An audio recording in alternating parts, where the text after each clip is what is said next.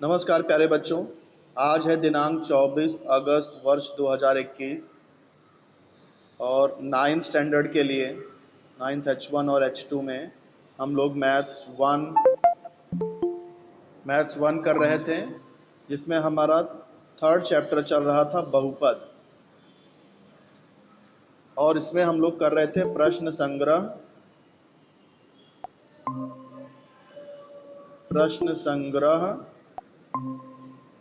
3.1। प्रश्न संग्रह 3.1 हम लोग कर रहे थे। तो 3.1 में मैंने सिर्फ ये पहला ही सवाल आपको कल समझाया था कि कैसे पहचानना है हमें कि दिया गया व्यंजक बहुपद है या नहीं। याद है ना कैसे बताया था या भूल गए? सिर्फ आपको ये देखना है कि जो चरांक की जो घात हैं वो पूर्ण संख्या होनी चाहिए। पूर्ण संख्या मतलब या तो घात 0 हो, 0, 1, 2, 3, 4, 5, 6 ऐसे ही घात होने चाहिए। कोई भी घात माइनस में या बटे में नहीं होना चाहिए, तो ही हम उसको बहुपद बोल सकते हैं। कल मैंने बताया था, याद है ना? अब हम लोग शुरू करते हैं। ये वाला सवाल देखो, दूसरा। निम्नलिखित प्रत्येक बहुपद में m क्यूब का गुणांक लिखिए। m क्यूब का गुणांक, तो m क्यूब का गुणांक देखो। m क्यूब का गुणांक मतलब ये जो m क्यूब के पीछे जो नंबर होता है ना, पीछे जो नंबर होता है उसको गुणांक बोलते हैं। ये ऊपर जो नंबर होता है उसको घातांक बोलते हैं। तो जैसे यहां पर देखो, m क्यूब के पीछे कौन सा नंबर है?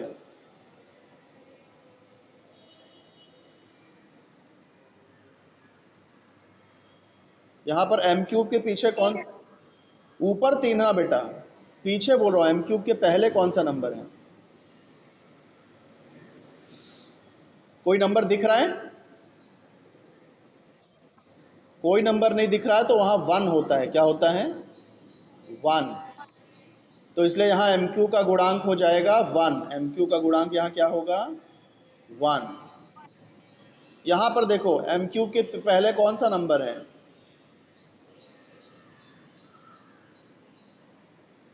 बोलो। एम क्यूब के पहले 5 नहीं बेटा, इसको बोलते हैं √3। ये रूट, इस निशान को रूट बोलते हैं, √3। तो एम क्यूब के पहले क्या है? √3। तो इसलिए एम क्यूब का गुणांक क्या हुआ? √3 हो गया। यहाँ पर देखो, यहाँ पर एम क्यू का गुणांक क्या होगा?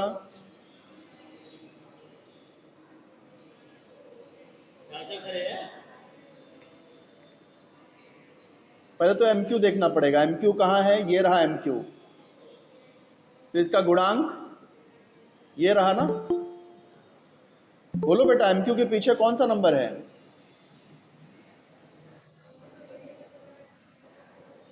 हाँ, -2/3 बोलते हैं, -2/3।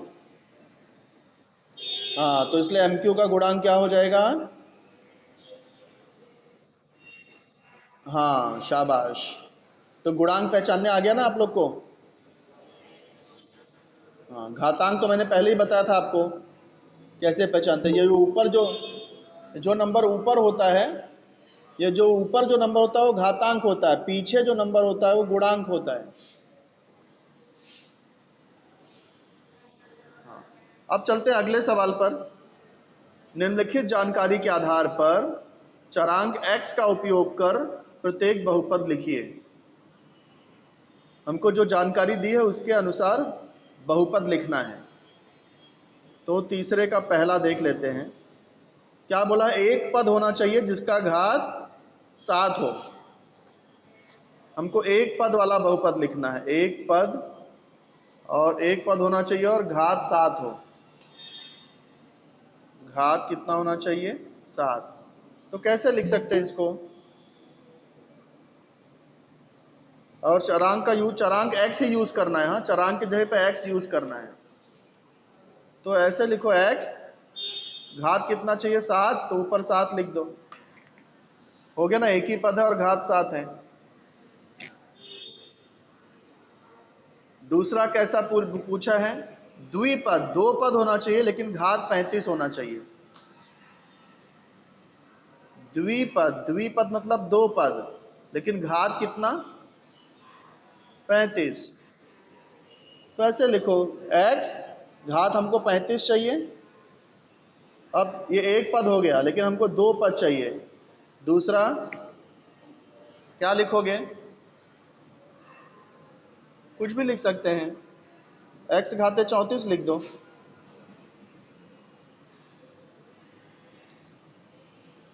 समझे कि नहीं? 2 पद हो गया और यहाँ बहुपद, बहुपद का घात 35 ही माना जाएगा।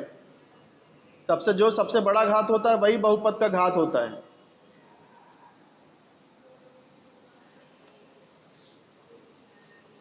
समझे कि नहीं? फिर क्या दिया है, त्रिपद, 3 पद जिसका घात 8 हो।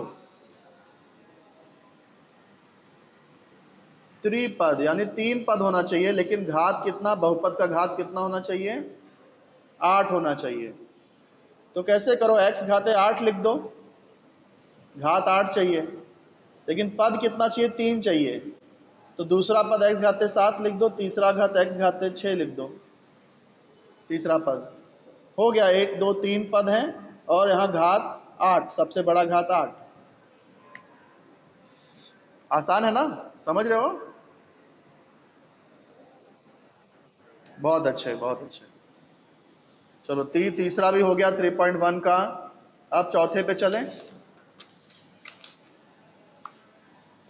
चलो अब चौथा चलते हैं। निम्नलिखित प्रत्येक बहुपद का घात लिखिए। तो कैसे लिखेंगे घात, यहाँ √5 है तो इसका घात क्या होगा,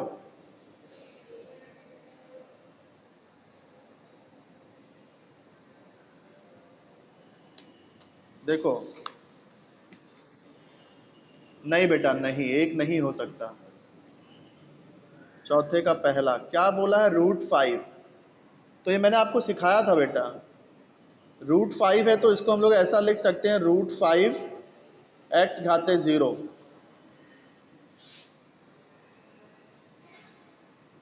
समझे कि नहीं?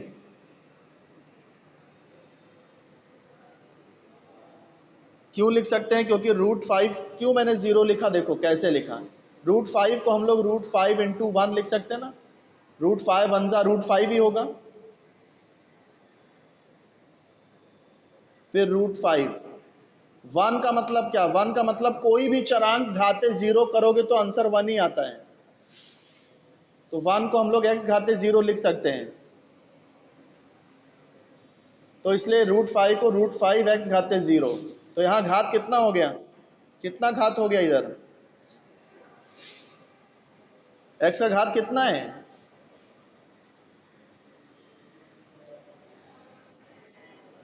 कितना घात है x के ऊपर, तो यहाँ घात 0 हो गया, बहुपद का घात यहाँ 0 हो गया।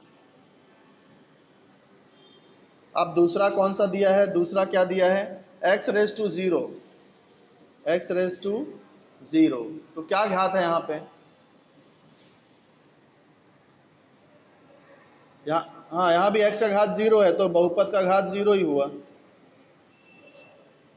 तीसरा x घाते 2।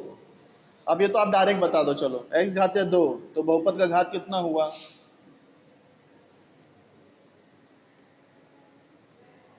2, तो बहुपद का घात 2। फिर ये वाला सवाल, √2 m घाते 10 -7, तो बहुपद का घात कितना हो गया, 10 हो गया। यहाँ बताओ बहुपद का घात कितना हो गया,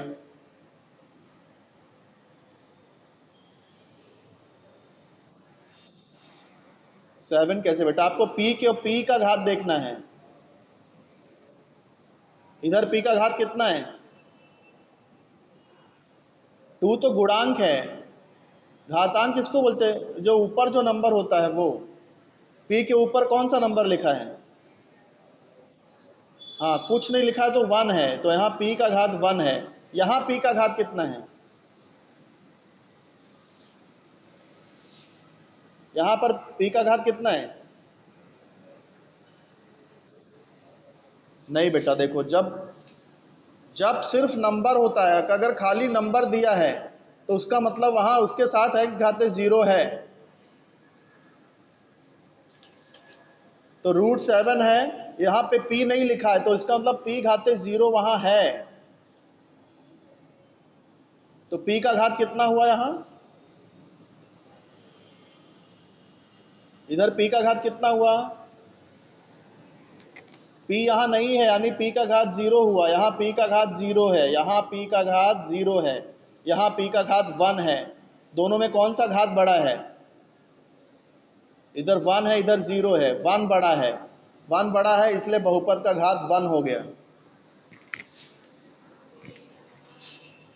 यहाँ पर देखो, इधर y का घात 1 है, यहाँ y का घात 3 है, यहाँ y का घात 5 है। तो सबसे बड़ा घात कौन सा है? 5। तो इसलिए बहुपद का घात यहाँ पर 5 होगा। इधर बोलो, इधर देखो x y z 3 यहाँ पे चरांक हैं, तो तीनों के घात को प्लस करना पड़ेगा। x का घात 1, y का घात 1, z का घात 1, 1 1 1, तो टोटल कितना घात हो गया? यहाँ घात 3 है, यहाँ पे घात कितना आएगा?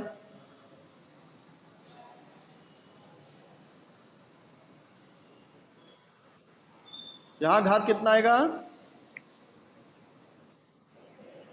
3 कैसे बेटा? इधर 1 और 1 है, दो ही चरांक है ना, 1 और 1, तो 2 हो गया घात।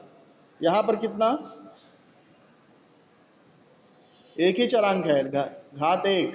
तो इधर घात 3, यहाँ घात 2, यहाँ घात 1, तो सबसे बड़ा घात कौन सा हुआ? तो इसलिए यहाँ बहुपद का घात हो जाएगा 3। बहुपद का घात यहाँ हो जाएगा 3। अब ये देख लेते हैं। अब मुझे यहाँ बताओ, कुल कितना घात है यहाँ?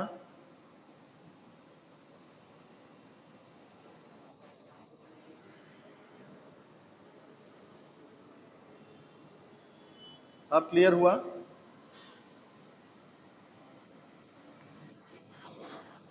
एक मिनट रुको। अब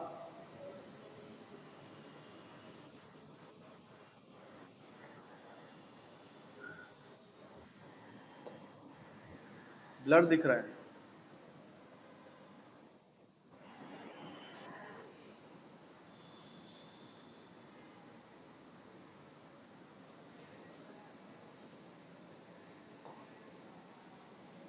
ठीक है, थोड़ा कैमरा पास लेता हूँ मैं, शायद तब आपको दिखाई दे अच्छे से।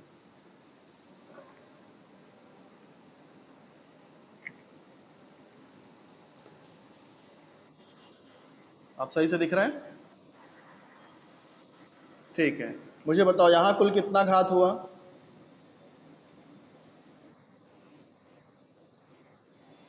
n 7। कैसे बेटा? 7 है, n 7 है यहाँ।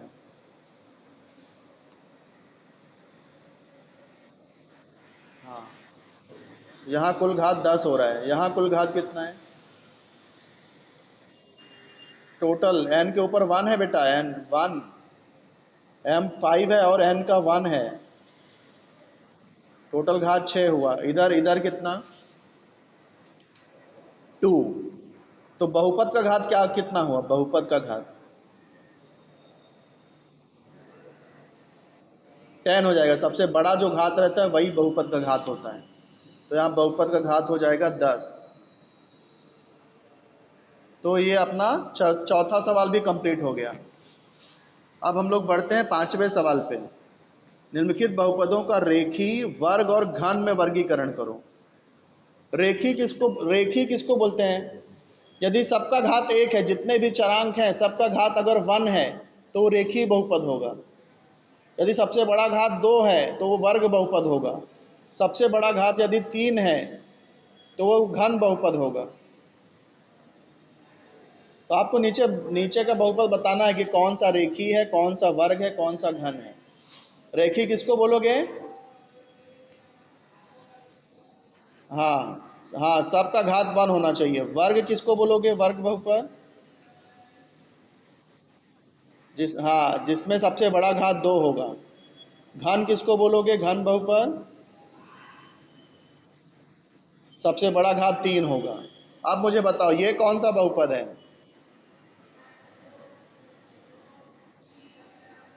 क्यों, यहाँ सबसे बड़ा घात कितना आ रहा है? नहीं बेटा, सब घात ये मत देखो, गुणांक मत देखो, घात देखो, घात।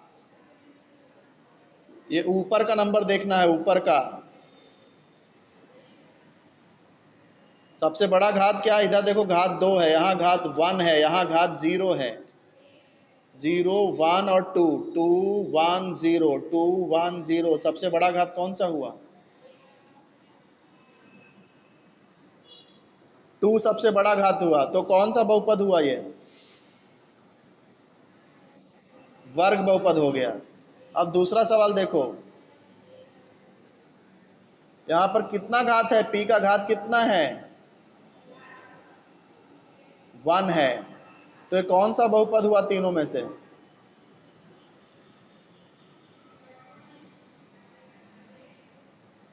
पी का घात 1 है, तो कौन सा बहुपद हुआ? रैखिक बहुपद हो गया। रैखिक। इधर देखो, यहाँ y का घात 1 है, यहाँ y नहीं है, यानी y का घात 0 है।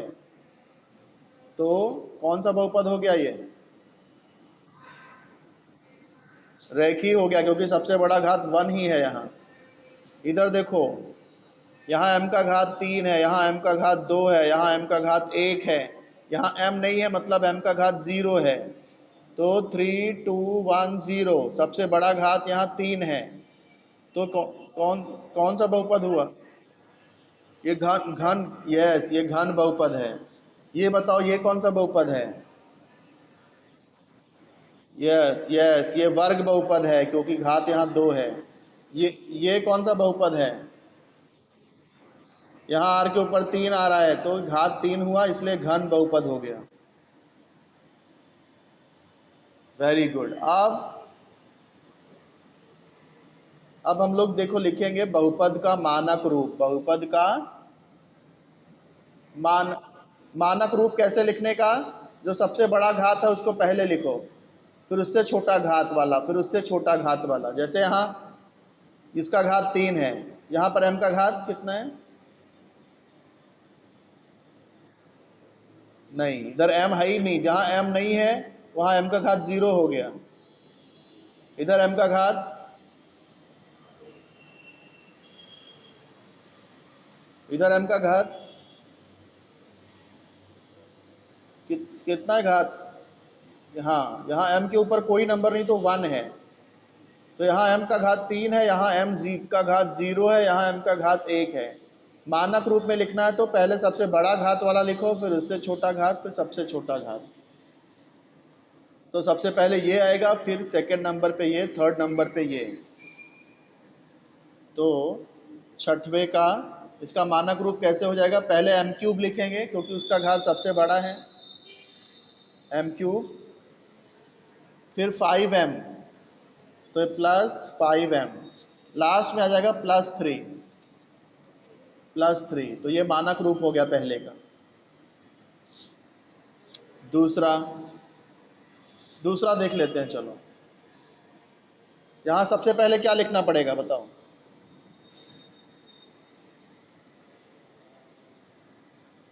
जल्दी बोलो बेटा।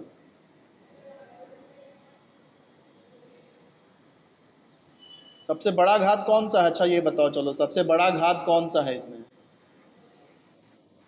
y घाते 5 सबसे बड़ा है, तो वही सबसे पहले लिखेंगे, y घाते 5। फिर उसके बाद उससे छोटा कौन है? ये तो ये वाला जो पद है +2y⁴, ये लिखेंगे, ये वाला पद लिखेंगे +2y⁴। तो +2y⁴। ये भी हो गया।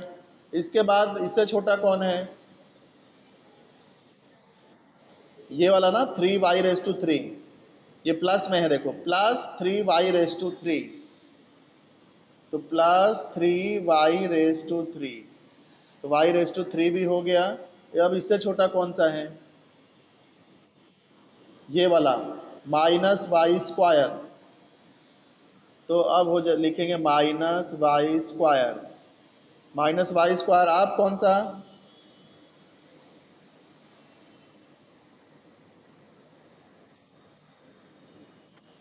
ये हो गया y⁻² हो गया। y⁻1 देखो है क्या? y⁻1 इधर देखो ना, यहाँ पे ऊपर कुछ नहीं तो 1 है, तो ये है ना -7y, तो -7y। अब y⁻0 देखना पड़ेगा। y⁻1 हो गया ना, y⁻0 कौन सा है इसमें? यस, यहाँ पे देखो y नहीं है तो इसका मतलब y⁻0 है वहाँ, तो -1/2 ये सबसे लास्ट में -1/2 ये हो गया मानक रूप। पहले सबसे बड़ा घात, फिर उससे छोटा घात, फिर उससे छोटा घात, फिर उससे छोटा घात, उससे छोटा घात, लास्ट में सबसे छोटा घात y का। Any doubt? नो। आगे बढ़ा जाए? चलो आगे बढ़ते हैं। क्या है? बहुपदों को गुणांक रूप में लिखना है। बहुपदों को गुणांक रूप में लिखना है। तो गुणांक रूप में लिखने के लिए सबसे पहले तो उसके मानक रूप लिखो। मानक रूप में सारे घात लिखने पड़ेंगे। मैं आपको सिखा रहा हूं कि गुणांक रूप में कैसे लिखना है। गुणांक रूप किसका गुणांक रूप लिखना है? x³ - 2 का। x³ - 2। तो देखो पहले इसको मानक रूप में लिख लो। सबसे बड़ा घात पहले लिख लो x⁻3। फिर x⁻2 है क्या यहाँ? नहीं है। नहीं है तो हम लोग ऐसा लिखेंगे 0x⁻2 + 0x⁻2। x⁻1 है क्या इधर? नहीं है तो हम लोग लिखेंगे +0x। तो 0x मतलब यहाँ x⁻1 हो गया। फिर x⁻0 है क्या इधर? है, देखो यहाँ पे x नहीं है मतलब वो x⁻0 है। यहाँ 2 का मतलब 2x⁻0 ही हो गया। नहीं समझे? जहाँ पर वो चरांक नहीं होता उधर घात 0 होता है। तो ये -2 या यहाँ पर x⁻0 है तो x⁻3, x⁻2, x⁻1, x⁻0 सारे पद हो गए ना। सारे घात मिल गए। अब हमको क्या करना है? गुणांक स्वरूप कैसे लिखना है? देखो हमको गुणांक रूप में लिखना है तो सारे गुणांक लिख दो। यहाँ x³ का गुणांक क्या है? पीछे कौन सा नंबर है?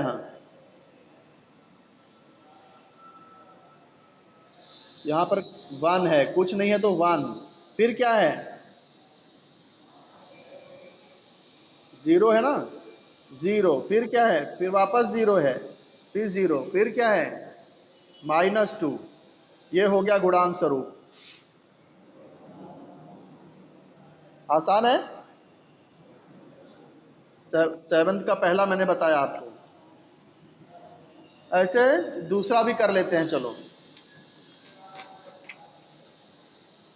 दूसरा क्या दिया है? 5y। फिर y⁻1 है 5y।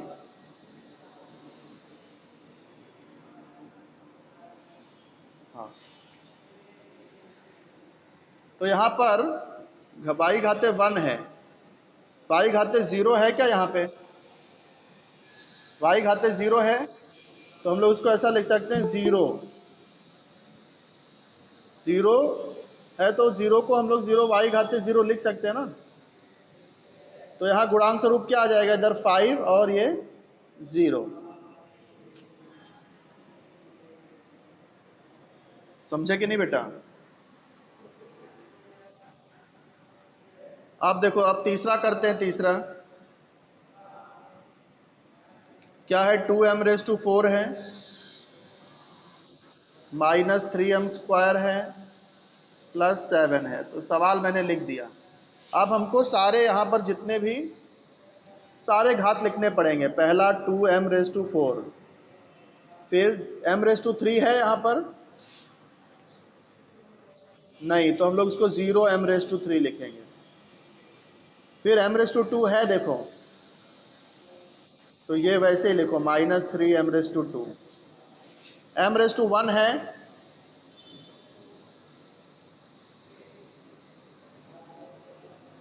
m⁴1 कहाँ है यहाँ बताओ? इधर तो इसके साथ में m⁴0 होगा, तो यहाँ m⁴1 नहीं है, तो हम लोग 0m लिख देंगे।